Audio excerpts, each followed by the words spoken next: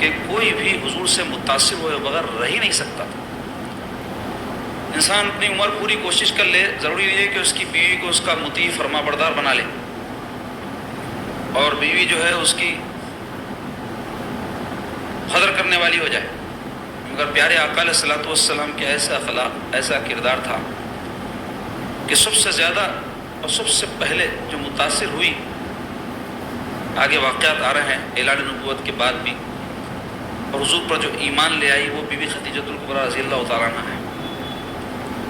انسان کی بیوی جو ہوتی ہے، بیوی شوہر کے ساتھ، شوہر بیوی کے ساتھ بڑی قربت کا رشتہ ہے نا۔ دنیا کے سامنے ہوتا یہ ہے کہ ہماری اچھائیاں یا ہم جس طریقے سے بنا کے رہتے اپنے لباس کے حوالے سے، گفتگو کے حوالے سے، یا باہر نکلے تو خیال رکھتے کہ کسی کے ساتھ کوئی ایسی بات نہ ہو جس سے لوگوں کی نظر میں ہماری قدر گڑ جائے، تو لوگ اس وجہ سے ہم کو ہو سکتا ہے لائک کرے، پسند کرے۔ لیکن میاں بیوی کا رشتہ ایسا ہے، خوبیاں اور عیبات دونوں کے ایک دوسرے پہ ظاہر رہتے۔ تو اگر واقعتاً کسی شوہر کے اندر خوبی ہو یا واقعتاً کسی بیوی کے اندر خوبی ہو، اور پھر وہ پہچاننے والے بھی ہوں، مردم شناس بھی ہوں، کبھی ایسا ہوتا ہے کسی بیوی کے اندر بڑی خوبیاں رہتی، بیچارہ شوہر مردم شناس نہ رہتا، یعنی پہچان نہ رہتی اس کو، یا ایسے ہی شوہر میں بھی خوبیاں رہتی، بیوی کو پہچان نہ رہتی، تو جس کی وجہ سے ایک دوسرے کی قدردانی نہیں کرتے۔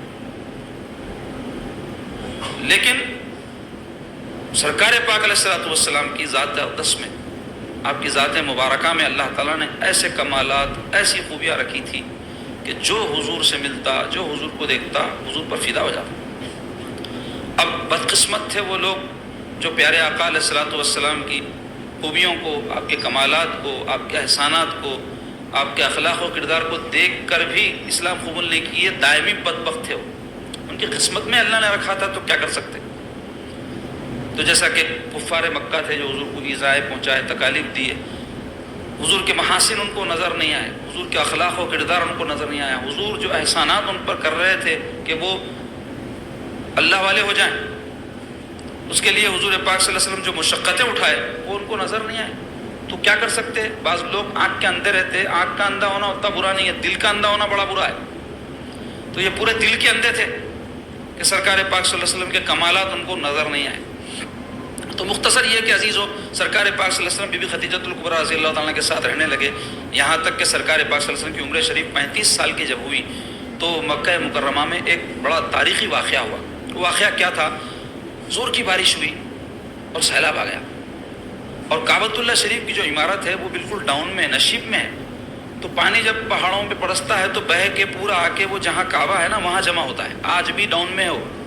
اب یہ اور بات ہے کہ ڈرینیج سسٹم وغیرہ بناتی ہیں، پانی پڑ بھی جائے تو اتنا زیادہ جو ہے جمع نہیں ہوتا، لیکن قدیم زمانے میں تو ایسا تھا نہیں، پتھریلی زمین تھی، ڈرینیج کا کوئی یعنی نظریہ ہی نہیں تھا اس وقت، تو بڑا پانی برسا اور وہ سارا آ کر ایسا جمع ہوا کہ جس کے نتیجے میں کعبۃ اللہ شریف کی عمارت ڈھہ گئی، گر گئی۔ اب پانی وغیرہ کی جب نکاسی ہو گئی، پانی نکل گیا، تو سارے قبیلے جمع ہوئے، مشورہ کرے کہ کیا کرنا چاہیے، تو طے ہوا کہ کعبۃ اللہ شریف کی از سر نو تعمیر کی جانی چاہیے۔ تو اس کے لیے کیا کرنا، تو میٹیریل جمع کرنے لگے۔ بآسانی میٹیریل نہیں ملتا تھا، کچے مٹی کے گھر ہوتے تھے، سیمنٹ ریتی کے تو تھے نہیں اس زمانے میں، تو جو بھی طریقہ تھا تعمیر کرنے کا، اس کے لیے پتھر اور گچھ وغیرہ اور لکڑیاں چھت کے لیے، اس کا انتظام کرنے کے لیے جدہ لوگوں کو بھیجا گیا، جو قریب میں ساحل تھا، جہاں جدہ ہے وہاں پر ساحل ہے، سمندر کا کنارہ ہے، تو وہاں ٹوٹے پھوٹے جو جہاز پڑے تھے اس کی لکڑیاں خریدی گئیں اور وہ لا کر کے کعبۃ اللہ شریف کی تعمیر کی گئی۔ اور اس تعمیر کے دوران سنگ اسود جو جنت کا ایک پتھر ہے اس کو علیحدہ طور پہ ایک کونے میں رکھ دیا گیا کہ جب تعمیر مکمل ہو جائے گی اس کو دوبارہ لا کر جہاں تھا وہاں نصب کر دیں۔ کعبۃ اللہ شریف کو بالکل چسپاں ہوتا ہے، آپ دیکھے ہوں گے آج بھی جو ہے سنگ اسود جو وہاں گئے تو اس وقت بھی کعبۃ اللہ سے بالکل لگا ہوا رہتا تھا۔ تعمیر ہو گئی، جیسے ہی تعمیر مکمل ہوئی، یہ عرب کے لوگوں کی عادت کے مطابق ان کی رگ جہالت پھڑک گئی، اور ہر ایک یہ کہنے لگا کہ سنگ اسود اب لگانا ہے، ہم لگائیں گے۔ اب دیکھیں یہ رگ جہالت بڑی خطرناک چیز ہے، یہ جو پھڑکتی ہے۔ ہر زمانے میں جو رہتے جاہلہ، میں کل بھی بولا، تو وہ تو بڑے اس واسطے جاہل تھے کہ ان کے پاس کوئی نبی رسول تشریف لائے نہیں تھے، کوئی کتاب وغیرہ ان کے پاس تھی نہیں، کوئی ہادی تھا نہیں ان کی رہنمائی کرے، اب زندگی چل رہی تھی، جس کو جو سمجھ میں آتا وہ کرتا تھا. تو مختصر یہ کہ ہر شخص جو بڑا معزز تھا وہ دعویدار ہوا کہ سنگ اسود ہم لگائیں گے، چونکہ ہم بڑے ہیں، ہماری بڑی شان ہے. اور جاہل آدمی اپنے آپ کو کچھ سمجھتا ہے، ہمیشہ اس میں تواضع نہیں ہوتی، تکبر ہوتا ہے، اور وہ چاہتا ہے کہ میرے کو مانا جائے، میں اپنے آپ کو منواؤں گا. یہ اس وقت جہالت کے صفات ہیں. یہ تو جیسے علم والے کے صفات ہوتے ہیں ویسے جہالت کے بھی صفات ہوتے ہیں. تو بات اتنی بڑھ گئی کہ بعض جاہلوں نے تو قسم کھا لی کہ سوائے ہمارے کوئی لگائے گا تو ہم خون بہا دیں گے. اور ان کے پاس اس زمانے میں طریقہ تھا، کسی قسم کو مضبوط کرنے کے لیے وہ خون میں انگلی ڈبا کے چاٹ لیتے تھے. تو بعض قبیلے کے لوگ یہ بھی کر دیے. اب جو بڑے بوڑھے تھے ان کے، وہ خیال آیا کہ بھئی یہ تو بڑا برا ماحول پیدا ہو گیا اور خون خرابے کی نوبت آ رہی ہے، اس بات کو لے کر کے کیا کرنا چاہیے. تو آپس میں مشورہ کر کے یہ طے ہوا کہ کل حرم کعبہ میں، مسجد حرام میں سب سے پہلے صبح جو شخص داخل ہوں گے ان کو ہم اپنا حاکم بنا لیں گے، ان کو جج بنائیں گے، جو فیصلہ وہ کریں گے مان لیں گے. تو بات طے ہو گئی، سب مان گئے، ٹھیک ہے بھائی چلو. تو حسن اتفاق یا یہ سمجھے کہ قدرتی انتظام ایسا ہوا کہ اس موقع پر سب سے پہلے جو ذات گرامی حرم کعبہ میں داخل ہوئے ذات محمد رسول اللہ صلی اللہ علیہ وسلم تھی. اللہ نے اپنے حبیب کو بھیجایا تھا. تو حضور پاک علیہ السلام جیسے ہی تشریف لائے، یہ لوگ دیکھے تو دیکھتے ہی پکار اٹھے، ارے یہ تو محمد امین ہے، کیونکہ حضور کا لقب مشہور تھا محمد امین، محمد صادق، سچے، امانت دار. تو کہنے لگے ارے یہ تو بڑی اچھی بات ہو گئی کہ ہم انہی سے فیصلہ کراتے ہیں. سرکار پاک صلی اللہ علیہ وسلم کے سامنے سارا مسئلہ رکھے تو پیارے آقا علیہ السلام نے ایک تاریخی فیصلہ فرمایا جو 1400 سال گزر جانے کے بعد بھی سیرت اور تاریخ کی کتابوں میں ثبت ہے اور قیامت تک انشاءاللہ ثبت رہے گا. حضور نے کیا کیا کہ اپنی چادر مبارک رکھ کر اس پر سنگ اسود کو رکھا اور ہر شخص سے فرمایا کہ تم میں اپنے اپنے طور پہ ایک نمائندہ، اپنا ایک جو ہے اپنی طرف سے کوئی ذمہ دار آدمی مقرر کر لو. تو انہوں نے لوگوں کو مقرر کر لیا، ہر قبیلے والوں نے. حضور نے فرمایا آپ یہاں آؤ. وہ سب آئے. حضور نے فرمایا کہ ایک ایک کونا اس چادر کا پکڑ لو. تو سب ایک ایک کونا پکڑ لیے. حضور فرمایا اٹھاؤ. جیسے ہی وہ چادر اٹھائے حضور فرمایا کعبے کے پاس لے کے چلو. کعبے کے پاس لا کے رکھتے حضور اپنے دستے اقدس سے سنگ اسود نصب فرما دیے. تو بڑی سلامتی کے ساتھ، بڑی خیر و خوبی کے ساتھ ایک شرپسندانہ مسئلہ حل ہو گیا اور خون خرابہ جو ہونے کا امکان تھا وہ ٹل گیا. اور اس فیصلے سے سارے جو ہے مکے کے لوگ خوش ہو گئے اور حضور پاک صلی اللہ علیہ وسلم کی اس حکمت اور آپ کے ایسے عدل و انصاف والے فیصلے سے سارے لوگ خوش ہو گئے. تو یہ عمرہ شریف کی 35ویں سال کا واقعہ ہے. سرکار پاک صلی اللہ علیہ وسلم، سرکار پاک صلی اللہ علیہ وسلم کا جب عقد ہوا عمرہ شریف جیسے میں بتایا 25 سال تھی اور بی بی خدیجہ کی عمر تھی 40 سال.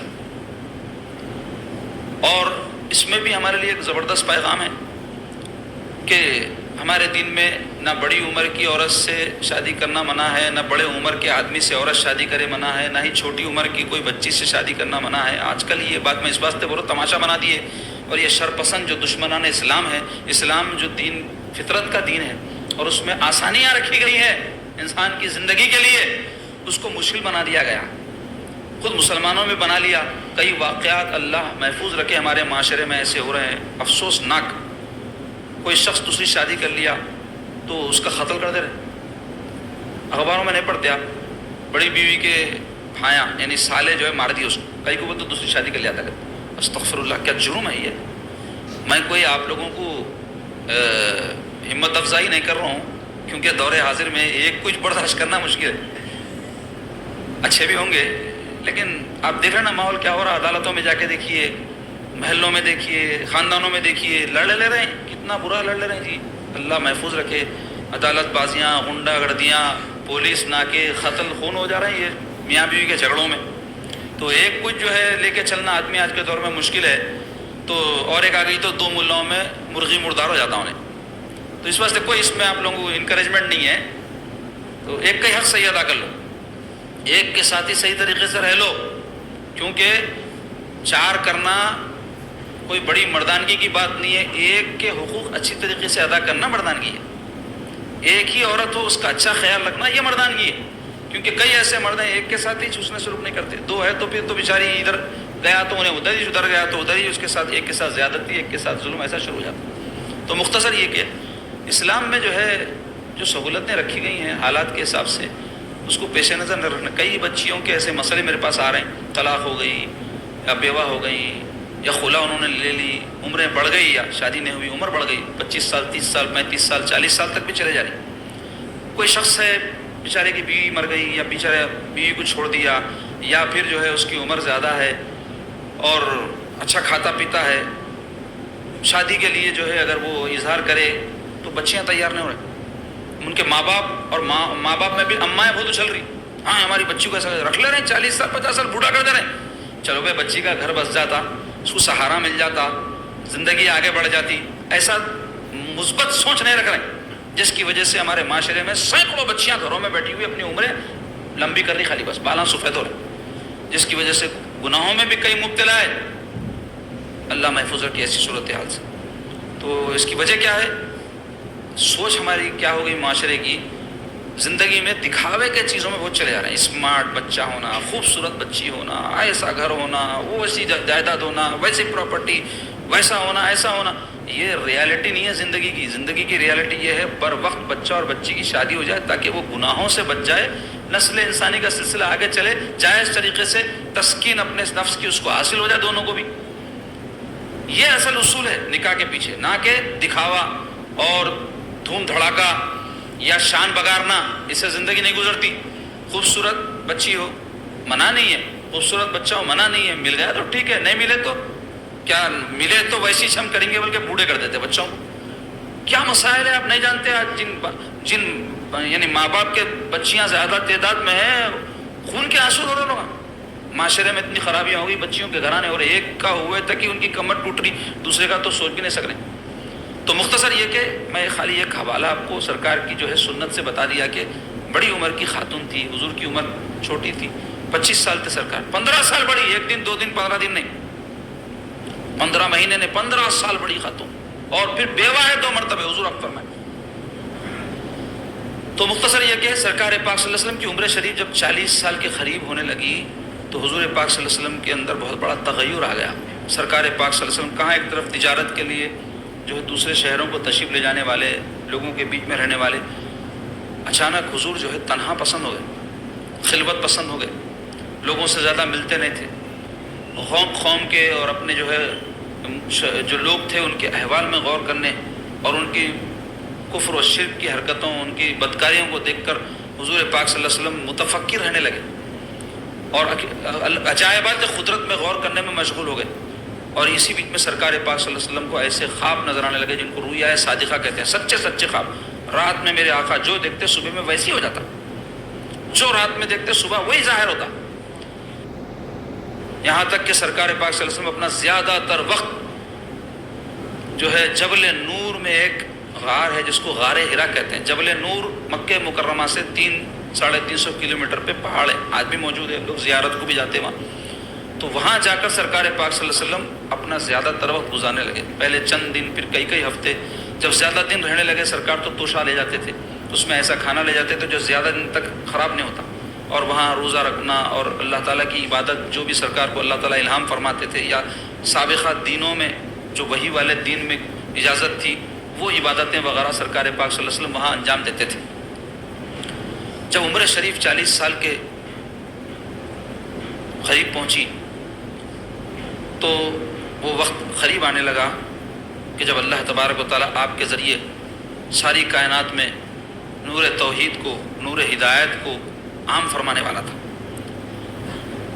اور جب سرکار پاک صلی اللہ علیہ وسلم غار ہرا میں قیام فرما ہوتے اور قیام طویل ہو جاتا تو یہی بی بی خدیجہ رضی اللہ تعالیٰ عنہ سرکار کی وفادار اور سرکار پاک صلی اللہ علیہ وسلم سے بے انتہا محبت کرنے والی، خدمت گزار اور ہمت دلانے والی ہر وقت سرکار کو، وہ ایسی باہمت خاتون تھی. واقعات میں آیا ہے کہ وہ پہاڑ جس پہ چڑھنا مردوں کے لیے مشکل کام ہے، اس پر جا کر سرکار پاک صلی اللہ علیہ وسلم سے مل کر آتی تھی، حضور کو توشہ دے کے آتی تھی. اور پھر وہ وقت بھی آ گیا، عمر شریف جب 40 سال کی ہوئی تو سرکار پاک علیہ الصلوۃ والسلام پر پہلی وحی نازل ہوئی. سورہ الق جو 30ویں پارے میں اس کی ابتدائی آیت، اقرأ بسم ربک الذی خلق. بچوں کی بسم اللہ پڑھائے وقت ان کو پڑھاتے نہیں. تو ترتیب کے اعتبار سے تو اب جو قرآن مجید ہمارے پاس ہے وہ نزول وحی کی ترتیب نہیں ہے. نزول وحی کی ترتیب کیا ہے؟ سورہ علق پہلے نازل ہوا، پھر اس کے بعد جو بھی سورے ہوئے، ماہرین جو اس علوم القرآن کے ہیں وہ انہوں نے اس کی تفصیل بیان کی ہے، بلکہ اتنا محنت سے انہوں نے جان فشانی سے یہ کام کیا ہے. ایسی کتابیں انہوں نے لکھی جس میں مکے کی آیات، مدینے کی آیات، سردی میں اترے سو آیات، گرمی میں اترے سو آیات، سرکار آسمانوں پر تشریف لے گئے اس وقت کی آیات، جنگوں کے موقع پر جو آیات نازل ہوئے وہ آیات، دن کے آیات، رات کے آیات، یہ سب تفسیر انہوں نے لکھی ہے. کوئی معمولی کام ہے یہ؟ کتنی محنت کی ہوگی. ہم تو قرآن لیتے چھپایا ہوا، اس کو پڑھنے کی بھی توفیق نہیں ہوتی کئی لوگوں کو، خالی تبرک کے جیسا گھر میں رکھا رہتا. چلو اللہ واقع میں تبرک ہی بنا دے، لیکن کیا خالی تبرک کی کتاب ہے قرآن؟ قرآن مجید ہدایت کی کتاب ہے، قرآن مجید رہنمائی حاصل کرنے کی کتاب ہے، قرآن مجید دنیا اور آخرت سنوارنے کی کتاب ہے. قرآن مجید ہمارا دستور ہے کہ اس کو اگر اختیار کریں گے دنیا اور آخرت میں سربلندی ہوگی. اس سے دوری کا نتیجہ ہے وہ معزز تھے زمانے میں مسلمان ہو کر ہم خوار ہوئے تاریخ قرآن ہو کر، والا حال ہے ہمارا. قرآن کو چھوڑ کر بے عزت ہو گئے دنیا میں. ہم تعلیمات قرآن کو پس پش ڈال دیا مسلمان. کوئی قرآنی احکام بتائے ان کو کہ یہ حکم خدا ہے قرآن میں، یہ حکم خدا ہے، یہ حکم خدا ہے، نہیں مانتے لوگ. اپنا دنیاوی فائدہ اگر ہے تو قرآن کی تعلیم کو چھوڑ دیتے. کئی باتیں جو شریعت کے احکام ہے اس کی خلاف ورزیاں کرتے، واضح طور پہ قرآن کا جو حکم ہے اس کو ماننے سے انکار کرتے، تعویلات کرتے. اللہ نیک توفیق دے. تو مختصر یہ پہلی وحی سرکار پاک صلی اللہ علیہ وسلم پر نازل ہوئی. جبریل امین حاضر خدمت ہوئے اور اللہ کا پیغام حضور کو پہنچایا اور کہا کہ اقرا پڑھیے. تو حضور فرمایا ما انا بقاری، میں پڑھنے والا نہیں ہوں. پھر کہا تو حضور نے وہی جواب دیا. پھر کہا، پھر حضور پاک صلی اللہ علیہ وسلم کو اپنے قریب لے کر انہوں نے حضور کو جو ہے اپنے بازوؤں میں لے کر دبایا. پھر اس کے بعد کہا اقرا، تو حضور پاک صلی اللہ علیہ وسلم نے وہ ابتدائی جو آیات ہے قرآن مجید کی وہ تلاوت فرمائی. اقرا بسم ربک الذی خلق، خلق الانسان من علق، اقرا وربک الاکرم الذی علم بالقلم، علم الانسان ما لم یعلم. یہاں تک یہ ابتدائی آیات سب سے پہلے وہی نازل ہوئی. علماء کہتے ہیں غور طلب یہ ہے اس وحی کی آیات میں کہ اس میں پڑھنے پڑھانے کا حکم دیا گیا ہے. اقرا کے معنی پڑھنے کے ہوتے ہیں نا. بسم ربک الذی خلق، اور پڑھو کیسے؟ اپنے پروردگار کے نام سے، یعنی بسم اللہ الرحمن الرحیم، اللہ کا نام لے کر پڑھائی شروع کرو. اس واسطے اس کو تسمیہ خوانی بسم اللہ بولتے ہیں. الذی خلق، جس نے پیدا کیا. بہرحال اگر میں وہ ترجمہ اور تفسیر کرتا بیٹھوں ان آیات کی تو وقت زیادہ ہو جائے گا، تو آپ جا کے پڑھو. میں روز پیغام دے رہا ہوں ایک ایک. کل بھی بولا تھا سورہ فیل جا کے پڑھو، اور دوسرے بھی کئی موقعوں پر بولا سوروں کے نامہ جاؤ، تفسیر دیکھو اس کی، آپ کو پتہ چلے گا. سورہ قریش کے حوالے سے کل بولا تھا، قریش کا تذکرہ آیا. چھوٹے چھوٹے سورے ترجمے یاد کر لینا اس کے. اور ہمارے پاس سرکار شیخ عیسیٰ قبلہ کی تفسیر ہے جس میں حضرت 30ویں پارے کی تفسیر فرمائے، جس میں یہ آخری 10 سورے علم ترا سے لے کر سورۃ الناس تک، یہ نمازوں میں چھوٹے چھوٹے سورے، ہم اکثر لوگوں کو وہی یاد ہے وہی پڑھتے، کون بڑے بڑے سورے پڑھ رہا بول کے. تو وہ جو چھوٹے چھوٹے سورے اس کم از کم اس کا ترجمہ آپ کو معلوم رہا تو پڑھتے وقت ایک توجہ ہوتی، ایک قلبی لگاؤ ہوتا، کیا اللہ تعالیٰ فرما رہے معلوم ہوتا. مگر شرط یہ ہے کہ پڑھے وقت پوری ایک سوئی اور پوری توجہ کے ساتھ پڑھے. خالی ایک رسم کے طور پہ پڑھ لے رہے ہیں تو نماز ادا ہو جاتی، مگر نماز سے جو حاصل ہونا ہے وہ حاصل نہیں ہوتا. تو مختصر یہ کہ سورہ علق جا کے پڑھیے آپ لوگ، دیکھیے اس میں مفسرین کیا کیا لکھے ہیں اس حوالے سے. علم کی اہمیت سب سے پہلے جو سرکار پاک صلی اللہ علیہ وسلم حکم ہوا وہ تعلیم کے حوالے سے ہوا. اس سے پتہ چلتا ہے کہ ہمارے دین میں تعلیم کی کتنی اہمیت ہے کہ پہلی وہی تعلیم کے حوالے سے نازل ہوئی. اس واسطے علم سیکھنے کی بڑی کوشش کرنا. جو موقع میں اثر آ رہا قرآن صحیح پڑھنے کے لیے، تجوید، قرآن کا ترجمہ، تفسیر تو بہت بڑی چیز ہے، لیکن کم از کم دین کی ضروری طہارت کے مسائل ہے، نماز کے مسائل ہے، حقوق العباد ہے، معاشرت ہے، مسلمانوں کی اخلاقیات ہے، یہ دین کا سب حصہ ہے. اس کو سیکھنا، اور سیکھے بغیر دین نہیں آتا جناب. مسلمان رہ کے مسلمان مر جا بھی سکتے، لیکن اچھے مسلمان جو اللہ کو پسند ہے، رسول کو پسند ہے، وہ بننا ہے تو دین سیکھنا پڑے گا. دنیا میں کوئی آپ ڈگری حاصل کرنا چاہ رہے ہیں تو آپ کو محنت کرنا پڑتا نا جی. جو فانی ڈگری ہے، آپ انجینئر رہو، IAS آفیسر ہو، بڑے سے بڑے عہدے پر ہو، جب مر جاتے تو آپ کی ڈگری سب یہیں رہ جاتی. دین کی ڈگری لے کے جانا، یعنی سچے دیندار، پکے دیندار تھے بلکہ سرٹیفکیٹ اللہ اس کے رسول کی طرف سے ملنا. تو اس کے لیے دین سیکھنا پڑے گا، علم سیکھنا پڑے گا. کتنی اہمیت ہے ہمارے دین میں علم سیکھنے کی، آپ اس سے اندازہ لگاؤ. پہلی وحی علم کے حوالے سے نازل. سرکار پاک صلی اللہ علیہ وسلم پر جب یہ وحی نازل ہوئی تو حضور پاک علیہ الصلوۃ والسلام غار حرا سے اتر کر اپنے گھر کو تشریف لائے. حضور پاک صلی اللہ علیہ وسلم کے جسم اطہر میں کب کبھی ہو رہی تھی. اب علماء نے اس کی بہت ساری وجوہات بیان کی ہیں کیوں ایسا ہوا. اس کی تفصیل میں جاؤں، اس کا وقت نہیں ہے، کیونکہ ہم کو آج جیسا کہ میں وعدہ کیا تھا حضور پاک صلی اللہ علیہ وسلم کی ہجرت کے واقعات بیان کر، ہجرت تک واقعات بیان کرنا ہے۔ دیکھتے ہیں وقت میں اگر اللہ برکت دے دے اور گنجائش پیدا ہو جائے تو وہاں تک بیان کریں گے، ورنہ جہاں تک بھی ہو سکتا ہے اختصار کے ساتھ آپ کے سامنے ہم واقعات کا سلسلہ رکھیں گے۔ تو ہوا یہ کہ سرکار پاک صلی اللہ علیہ وسلم اپنے گھر میں تشریف لائے اور سیدہ خدیجہ سے کہنے لگے زملونی زملونی، مجھے کمبل اڑا دو، کمبل اڑا دو۔ جاڑے کے جیسی کیفیت ہو رہی تھی سرکار کو، تو کمبل حضور پاک صلی اللہ علیہ وسلم کو وہ اڑا دی، اور جب وہ کیفیت میں کچھ افاقہ ہوا تو وہ قریب آ کر بی بی بیٹھ گئی حضور پاک صلی اللہ علیہ وسلم کی۔ ساری دنیا کی عورتوں کو جو ہے آپ سکھلا رہی ہیں کہ دیکھو شوہر کے ساتھ کیسی ہمدردی، کیسی محبت اور کیسی چاہت کا اظہار عورت کو کرنا چاہیے، کہ اس کی کوئی فکر اور پریشانی اور تکلیف کا موقع ہو تو اس کے ساتھ کس طرح پیش آنا چاہیے۔ تو بی بی جا کے خاموش بیٹھ گئی۔ حضور کا جب افاقہ ہوا تو پوچھنے لگی کیا بات ہے، آپ کی ایسی کیفیت کیوں ہوئی؟ تو سرکار پاک صلی اللہ علیہ وسلم سالی رودات جو غار ہرا میں ہوئی تھی وہ ان کو سنائے، اور اس خدشے کا اظہار کیا کہ مجھے خوف سا محسوس ہو رہا ہے، کیونکہ وہ اچانک وحی کا نازل ہونا، پہلی وحی تھی، جبرائیل علیہ السلام کا حضور کی خدمت میں حاضر ہو جانا، یہ ایک عجیب بات ہے نا۔ تو یہ عالم بشریت کا ایک تعلق جو عالم ملکوت سے قائم ہوا تھا، اس میں ایک لطیف پردہ رہتا ہے، وہ پردہ جو اٹھا تھا تو اس کی وجہ سے ایسی کیفیت سرکار پاک صلی اللہ علیہ وسلم پر گزری تھی، ایک بشری تقاضا تھا، کیونکہ حضور پاک صلی اللہ علیہ وسلم لباس بشری میں تشریف لائے تھے تو بشری تقاضے بھی حضور پاک صلی اللہ علیہ وسلم کے ساتھ تھے۔ تو جب حضور اظہار کیے اور فرمائے کہ مجھے کچھ خدشہ سا ہے، تو یہ سن کر بی بی خدیجہ قربان جائیں ان کے اپنے شوہر نامدار صلی اللہ علیہ وسلم سے عرض گزار ہوئی ہے محمد صلی اللہ علیہ وسلم آپ کو کچھ نہیں ہو سکتا، آپ کو کوئی تکلیف نہیں پہنچ سکتی، اس واسطے کہ میں دیکھتی ہوں کہ آپ یتیموں کے ساتھ حسن سلوک کرنے والے ہیں، رشتے ناطے جوڑنے والے ہیں، کسی کو تکلیف اور مصیبت میں دیکھتے ہیں تو ان کی مدد فرماتے ہیں، مہمان نوازی فرمانے والے ہیں، اور حضور کے جو اخلاق تھے، جو خوبیاں تھیں، اور لوگوں کے ساتھ جو رویہ اور حسن سلوک تھا اس کو گناتی جاتی ہیں اور کہتی ہیں کہ ایسی جو شخصیت ہو ان کو کیا ہو سکتا ہے۔ تو اس میں ہمارے لیے ایک بہت بڑا پیغام ہے۔ ایک پیغام تو یہ ہے کہ کبھی شوہر مصیبت میں ہو، تکلیف میں ہو، ایسے ہی بیوی بھی کوئی پریشانی میں ہو، تکلیف میں ہو، اس کو کوئی فکر ہو تو شوہر کا کام ہے ہمدردی، شفقت سے پیش آئے۔ کئی مرد ایسے رہتے ہیں، انہوں کیا سمجھتے مردانگی یہ ہے عورت تکلیف میں رہی تو انجان مار دینا، زیادہ اس کو پوچھنا نہیں، پوچھے تو جو ہے نخرے کرتی۔ بعض عورتوں میں رہتی بھی عادت، اتنی چیز کو اتنا بڑا کر کے بتاتی، صبر کرنا، برداشت کرنا۔